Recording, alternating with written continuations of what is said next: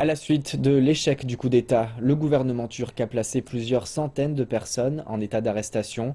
Il reste cependant à définir leurs responsabilités. Dans ce contexte d'incertitude et après 48 heures d'intense violence, Ankara souhaite désormais un retour à la stabilité dans le pays. Après 2 jours de violence, la Turquie semble être revenue au calme.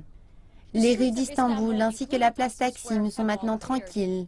D'habitude, cette zone est noire de monde le dimanche et comme vous pouvez le voir derrière moi, les restaurants sont déserts. Le calme est revenu, mais qu'il soit durable ou non est une autre question.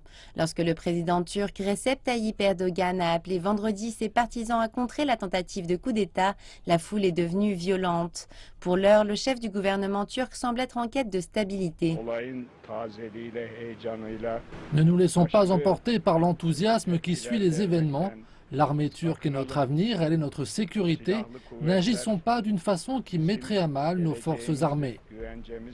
D'ailleurs, la politique nationale n'est pas la seule à avoir été ébranlée par le coup d'État.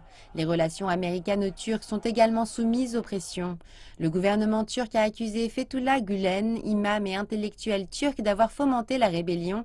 L'homme qui fut un proche allié du dirigeant turc vit aujourd'hui en exil aux États-Unis. Il est maintenant considéré comme un terroriste par la Turquie. Ankara a appelé les États-Unis à extrader celui qu'elle accuse. Les responsables américains ont répondu en rappelant que des démarches officielles étaient nécessaires.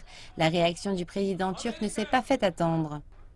Avec nos ministères des Affaires étrangères et de la Justice, nous ferons les demandes nécessaires par écrit aux États-Unis et aux pays occidentaux et nous prendrons connaissance de leur position.